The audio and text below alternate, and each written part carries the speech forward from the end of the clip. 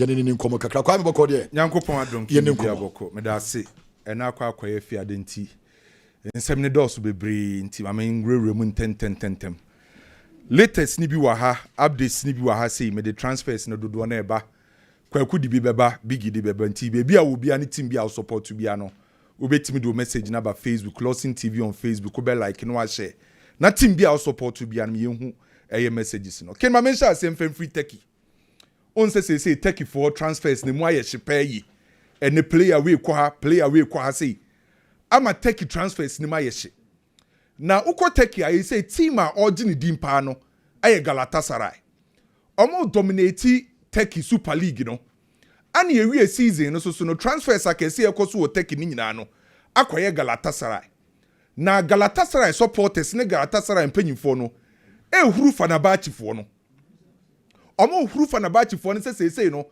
Turkish league ne deɛ ɔmo bɛ dominate akyɛ Fenerbache foɔ no nya players bi nsan na ken san nkɔmɔ no na ama sɛ Fenerbache foɔ president Ali Koch ne buafu na yɛsi Ali Koch decide sɛ ɔpɛ transfer baako pɛ saa transfer no enya ba deɛ Galatasaray foɔ no yɛ no nyinaa pepa ani ebusa ne sɛ transfer bɛyɛ a sɛ Ali Koch decide sɛ ɔpɛ sɛ ɔkɔfa Neymar ɛde ne ba Turkey no besi akan wɔ Fenerbahce na Jose ekochi Neymar and yɛsɛ Ali Koch ehun ne sɛ Neymar ne ba Galatasaray foɔ mo sign Leroy Sani yɛsɛ Chanoglu ba Bernardo Silva ba Gundogan mu nyina ba no Neymar nkwa transfer ne bɛ kata so ama esi ɔma hyase sɛ ɔmo try so ɔmo prepare offer na Fenerbahce foɔ offer mpɛ sɛ ɔmo de kɔma Neymar no ɛyɛ 1 year ana option another 1 year enti ɔmo prepare 1+1 ana de akɔma abrante friend sɛ Neymar sɛ ɔmbra Europe ana Neymar no so pɛ World Cup ni bi akɔ ɔnso nya Europe ɔbɛba ana ne contract no ɛwɔ mu sɛ ɔwɔ clause a ɛbɛtimi ama na ba Europe so Fenerbahce foɔ decide sɛ Neymar 1+1 ɔmo de bɛma no Ali Koch prepare saa deal no enti enim de ba akɔsie sɛ Neymar bɛgye atum no aba Fenerbahce no ni Jose si faha we si faha enti ehwɛ saa transfer de ba akɔsie ken nanu na mbe breaking story bi de ma o say Ghana ani Mohamed Kudus ɔmo ofa ne de ma Manchester United ana Manchester for catcher roof agency for ne say ɔmo targets bi ɔwɔ so ɔmo timinya enti for now ɔmo focus no nye Mohamed Kudus ken de metete ne awie ye say Arsenal for ne the executive director of roof agency Mr. Bizima on the executive director ewo roof agency Arsenal for ne twetwe nkomo na nkomo twetwe ni nyina na about Mohamed Kudus na Arsenal for mpanyimfo Andy Bertam de ato nanim say for now no baby omo so pese omo san animanimu ya no striker enti ankomo timi wie striker ne de a omo betimi ni roof for na tenase na omo ne omo tenase decide about Mohamed Kudus Arsenal for catch Mr. Bizima oh yeah executive director roof agency say omo da so wo interest Mohamed Kudus mu but say omo target na nka say so omo omo striker no omo so omo timi wie striker ne dia afi de impu omo be decide and negotiate on Mohamed Kudus so nkomo na koso between Arsenal and Mr. Bizima or represent Mohamed Kudus na mete sa o se Chelsea call for striker bi na story ni me rem kakra Abrante no Nick Voltemada Oko Germany a omo frɛ no Voltemada Messi yɛsɛ ɔyɛ Voltemada Messi na Nick Voltemada no osi akan de ma Stuttgart season etwam yi no ɔhyɛ 12 goals 5 assists na officially Chelsea aye enquiries about boy in management Chelsea mfa offer nko Stuttgart by nkɔmɔ amatwetwe ne kyerɛ sɛ Chelsea aye enquiries official enquiries ɛwɔ ne management to ɔyɛ under head trick company KG so Nick Voltemada no ne management ɔmo manage no ne agency no ɛyɛ head trick company KG ɔmo na Chelsea foɔ ne ɔmo atwetwe nkɔmɔ sɛ abrante ne friend sɛ Nick Voltemada no ne ho nsɛm te sɛn ana ne management na ka kyerɛ Chelsea foɔ ne sɛ abrante ne deɛ ɔwɔ contract till 2028 but on say Germany clubs no more type of release clause on the same by Voltemada no only release clause enti se Chelsea for ne pa betimi ni Stuttgart for na negotiate a ebo no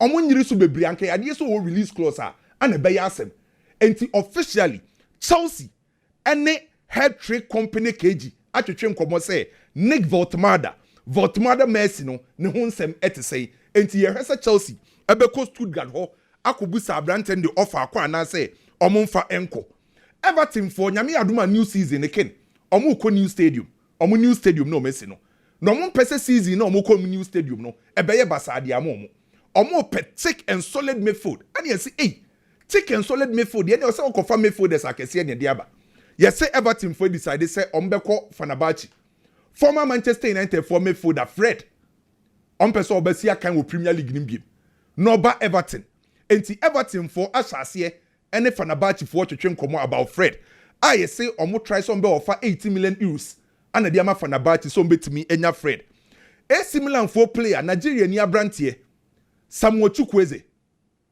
ni omo nsadan farmer no ewe AC Milan after so free VR okopie mo AC Milan no ohun ni omo so yesa na ni su bri ni kakra na eno na ye say Roberts for so decide say up to date Anthony Diu no mo hu de ekọ enu am de Federico Chiesa betu wanim ye say omo hwe options no another possible option say Antonio a team friend say Roberts enya abrante friend say Antonia Samuel Chukwueze eye option so mbetima kofa ne dinaba no aba be si akan e de ma team friend say Roberts enti sa move ni ye twen ye say boy no susu nya move no bepe because anhwe ya Masalegri enta nyusu no Luftuk de no ken wa breaki eye no kre na papa friend say Mauricio Sarri ana ye sa call no the smoking chain Sarri on a year call no okay say time or day Chelsea Europa League no na Luftuk ka ho Luftuk ebenya form bi under Mauricio Sarri or Chelsea enti Mauricio Sarri e feeling e pa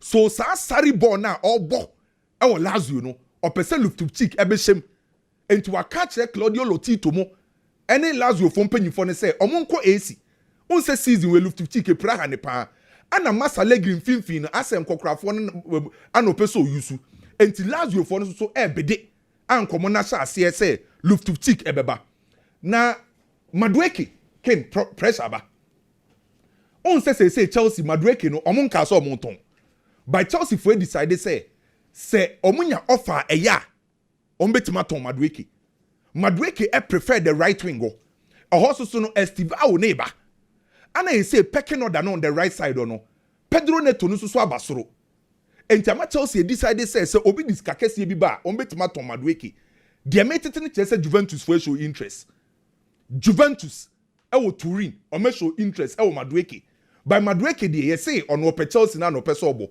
se on bo Chelsea ne kra na person otena England ho by Juventus e show interest e wo Madueke up to date and now the story ne by say Konate ontimi renew ne contract with Liverpool na ye say Liverpool for ne jakakra and no mususu say Konate peso free bobu konim so Liverpool for no some person bet na ho no mo ho akire omo enti omo we omo options no na options na Liverpool for we no on say ko Portugal national team a abrante no ni Ruben Diaz ebo 4 and 5 no sakura no Gonzalo Inacio no ye say Liverpool for hwe se Konate renew a on betima ko Lisbon akwa fa abrante no ama Gonzalo Inacio ababa be Liverpool echiro na nko ne Veyo Van Dijk 4 and 5 no mabo ba abrante no will release clause of 60 million euros ba Liverpool for so mba ko try waters na ko test waters no se Sporting Lisbon for be jai Gonzalo Inacio ama na ba Liverpool bobo ko nima na dekwa return no on se otu kwan waba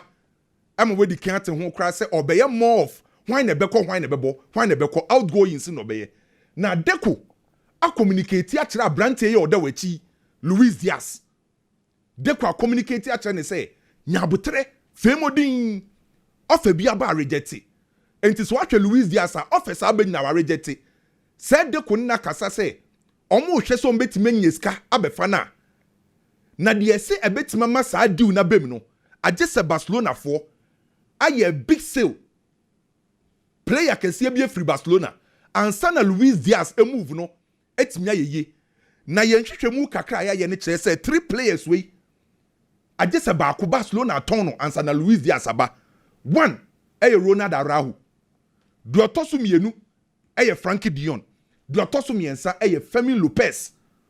So sa 3 players we no eno ne say Barcelona timi ton mu baako eno mbeti mama Luis Diaz abepiem Liverpool H Barcelona boboko nim so Deco aka chense onya abotre omo koye meeting ahwese mbeti ma ye big sale bi ansa na Luis Diaz etimi abepiem a na eli coach Jose president no oko London koye meeting na kin ali coach ekoye meeting in London no okosia Son Heung-min management Son Heung-min management CAA Base Limited now nim say nhwehwemu abetodwa say CAA Base Limited no Jose Mourinho ne commercial deals ni nyina no sankofo ne hwe so say omo ana ali coach eko London koshi omo say on pese otwe Son Heung-min sa ba Fenerbache and they say no Fenerbache for nso pese omo so shatter Galatasaray for omo pe name and Son Heung-min. Son Heung-min okay enti wakọ London akosia CAA Base Limited for no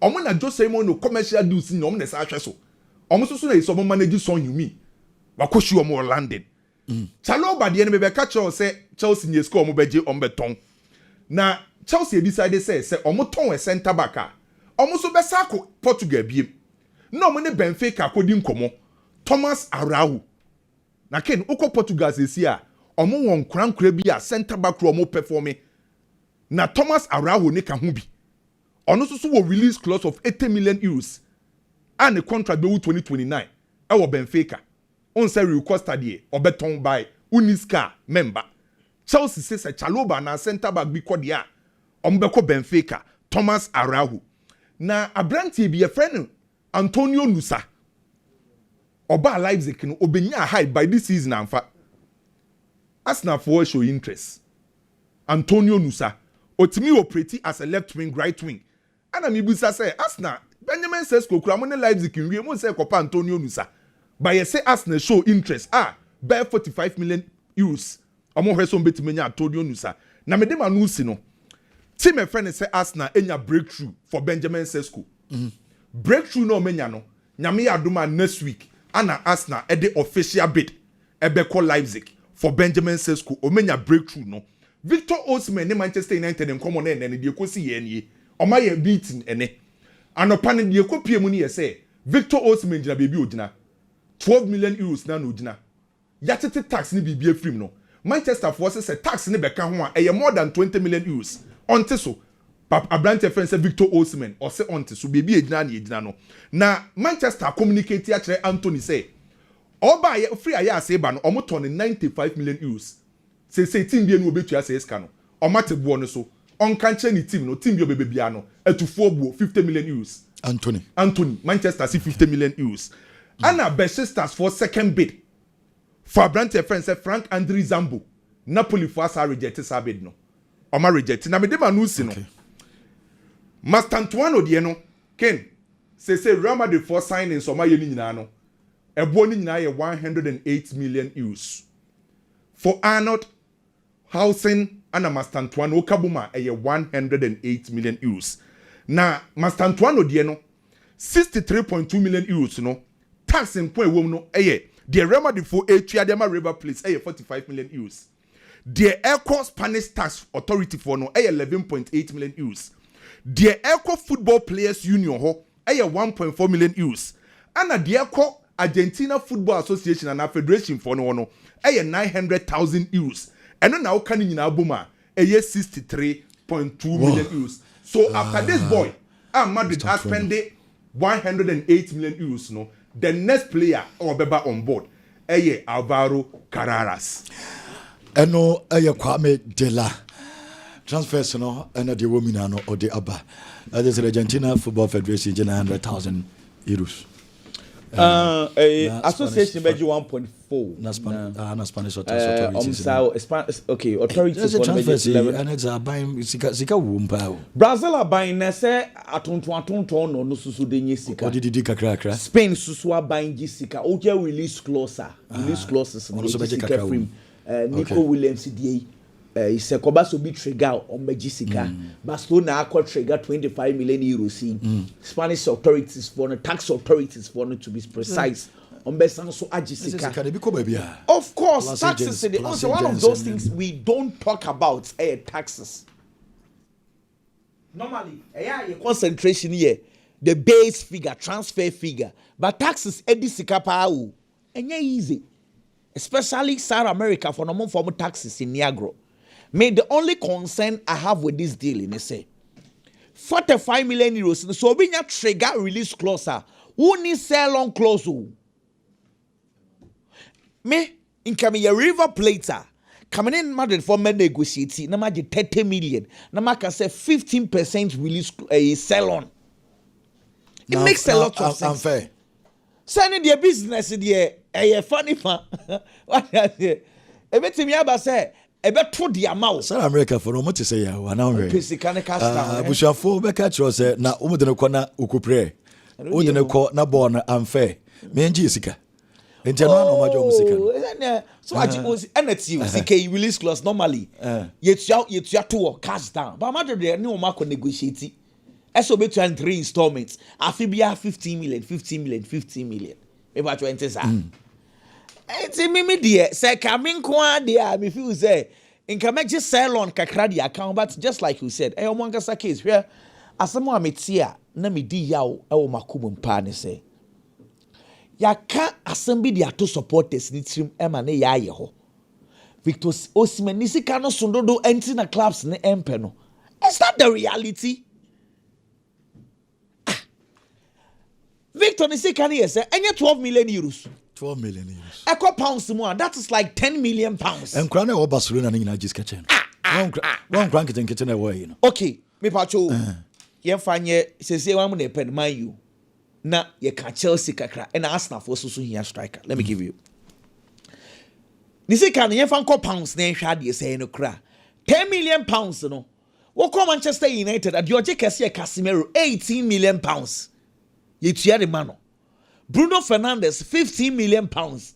Mason Mount 13 million pounds. Omo 10 no Matthias De Ligt, Harry Maguire. And the cry do 12 million euros. Exactly. So what is the point? Okay, Arsenal for I and Victor Osimhen is canosu. Yentimi ntua no. Dioje kese kai have 14.5 million pounds. And I swear. And they pay party you say? Party at 10. Yes, sir. Osimhen 12. No, Osimhen 12 million euros. Me there pounds. Me pese figures the best star be. No, sir.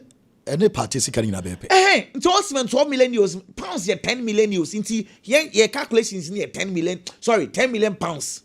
Ye find your calculations because what the call euros now we are here na confuse you. I know I been a party, you know. Me patcho aye. Okay. Sa 10 million pounds no. Mason Mount je 13. So, then you can't answer no dia to go for teams. Raheem Sterling, na ketu ya kranansia no mote so still oje 11 million pounds. It is answer na ya can manedi go for team. Ma dwe wan menti ase. The last 4 years, Osimhen 4 years in here was 18 goals back. 31 goals, 17 goals last year. This season was 34 goals. The last 4 years, Afia Osimhen was some power 1 goals or 17 goals. 17 po yes. So what is the problem? Someone penwa, no problem. But some na ye can they to go for to me I say, Mommy bu wanna mean come out somewhere. I ask some can that say? I mean, no one simple calculations be about what Chelsea intends to do. Makai Chelsea forward place. Noni Maduekeout 1. Pedro Neto 2. Liam Delap 3. Nicholas Jackson 4. Magay Giyu 5. Christopher Nkunku 6. Datro Fofana 7. Amando Broya 8. Muhailo Mudrik 9. Na Ebia Tariq George 10. Sancho so so fancy afi no Oko it's 11. By ye Sancho film it's what the engine said 10. 10 players no it is quite obvious to say won't me form when you last season anymore. Most of the players will leave. Now don't wanna aircon no they could not give Chelsea numbers. The Obama Biano I was so started say Obama Chelsea numbers. See me. Last year, you leg, Chelsea shared 77 goals. Follow this very well. Last year, 77 league goals and a Chelsea a share. The Osaka Kessia a Kopama 22. The Otosumienu Nicolas Jackson 14 league goals. The Otosumiensa Raheem Sterling 8 league goals. These are the top 3 last year. Afi Chelsea SS 64 league goals. Next last year goals numbers no Oteso. Me what I say? Oteso by 13 goals. Kopama na last year was 22 Premier League goals. Na fi or 15. Then say Kopama goals na so by 7. Nicolas Jackson na last year was 14 league goals. Na afi or 10. Then say no so goals na so te. But what do me joy say? Inti Chelsea league goals. Players the individual obia goals no te. Maybe when Kopama was not scoring, Chelsea could not get numbers from their forward players. It is our sporting director. Now what these numbers, now we have analysis of the Chelsea team. Clearly you know, say, whoever Chelsea is bringing on board should be someone who will give Chelsea numbers. Because last year, teams they created chances, and not just by chances, big chances. Numbers and statistics now say we Liverpool are creating 150 big chances. The next team na Chelsea 120 big chances. Obienu apart from Liverpool, none of the teams any creating chances in Chelsea. Yet they weren't able to score goals. So these numbers tells you to say Chelsea can say Okopo Obi winning one out say Chelsea. You are linking it to Obi SSL you Obi or share goals. And yes, sir. Then we are back to square one. So she 12 goals. Nick Votamadi now. I have 5 assists. Votamadi. Maybe I saw Nick the my hair kakra. Owa. Or 6'6" into Boboni failure more far brutal. The nan what day. And now one more shane kakra no machine. Name Chelsea first target Hugo Eketeke. Hugo Eketeke no. Omoko ya no say 100 million euros Frankfurt for no more stubborn. And nothing that Chelsea air options for fraud. Okay, no question me woman say I will not say these players they are not bad players so these are potentials. They said they were to Nicolas Jackson diaba. Oba Bobby kakra obon say inexperienced by the kakra but say Chelsea young potentials and also we obia na na hwe bo ni mu dada oba ya oba banking goals. I will tell you that at this stage, if you have potential in Nicolas Jackson, you have potential in Lian Delapa, you need a proven player, not another potential. Unless I say you want to play around with whatever you have. But we're international. And I don't know or you're German international. Oh yeah, under 21 for no crown or Bobby. And I know and Rams and Rich or hat trick. Nano no more promoting na obebo ba kubia musanso ka so onko back to nkwada ane munkobo. I'm not saying say on your international but me say or your potential. Whatever did they say ma hwe ne kakra. But it is what it is. Chelsea for it looks like they say Chelsea interest sankasa there. Omo interest here potentials. Supporters no so proving. It looks like Chelsea direction da ha. Supporters no so direction da baby. Let's move on, Ken. So say flowing feet deal, you know. It's been concluded. Let me give you the final figures. 117.5 million euros. Difference kakrawum TME. 117.5 million euros and a year cash down. Add-on so no ye 18.8 million euros. Echo pounds more conversation ye difference. Pounds mu die cash down ye 100 million pounds and like 16 million add-ons. Echo pounds more 116 million pounds. Whilst the euros gives you 136.3 million euros. Okay. Why this is important? They say Wababe sign Moises Caicedo. Now we welcome him to the Premiership. See, I will not let rivalry blind me. I will never do that. And maybe me catch us a player no beat me you play see Kevin De Bruyne in my eyes here on one onibo. Now I wish him very well so beat me adapt so quickly to how Liverpool will play. There toss you Brian Mbuemo nkomo no. De bia metia na medi yaw because misusu say nkafi baby a Brian Mbuemo ye de ne kobia na nka e Kudus because from Ajax Yenya no move from Ajax to West Ham. No question say Ajax a bigger club and a better club. In West Ham. But we all understood because Kudus wanted the big clubs in the English Premiership. But it's not adding to get in. And it's okay. Yenya ne ba West Ham dia obey you so West Ham as just a stepping stone to the bigger club. The first season was good. Season way and now affect Kudus now affect me yemu because se Kudus a movie afia West Ham team no mo sheshane de me unso o santre mo hwe say buying Kudus in your problem baby a wakọ no roof no o metimi na ko big club bia say mon ko fa no my suggestion mon fa no nemom kin how are you going to convince that club to pay 85 million pounds for the numbers Kudus has produced this year? Tio, 85 million pounds, over 100 million euros. Don't be deceived. 85 million pounds, over 100 million euros. So how are you going to convince those big clubs like go and pay over 100 million euros for a player producing these numbers? So my point is say the conversation should be say, okay, as I say West Ham for moment it's a bonus so. Omotiswa ambetia babe saying and obi betimi afa. Say they coming in the 50 bia because Mbuemo pa na nkofo ginechi no. Eya kakra. Eya say Premier League dey say makacha musanya talent ne dey bo. Uti America kakra. Na ona hwe goma. Premier League bobo bisisi. Ye fa no si o. Eno kra de Enzo Fernandez ne koka yo. Mesremo anyam nam kai. Biggie obaka mesremo pa anyam nam kai. Obo Chelsea one koka sa. Okay. Biggie saboko de. Na me adom bibia boko ken. Tika first pa yenko for mutu America okroma yi. Na onimbo ona hwebo mu kakra bia bobo Premier League. Nezenka Patrick Razak ni Emmanuel Jemfe. Oh, Razak. Na Razak ni Emmanuel Jemfe son komo ye omo ya brofa. And omo bo Liverpool ne Arsenal ne Chelsea Academy. Asan komo na bebo bi. Semba di anko. Emba power. Emba bebo. Na semba kwa de no nko wo soro pa. Emba de say Raheem Sterling.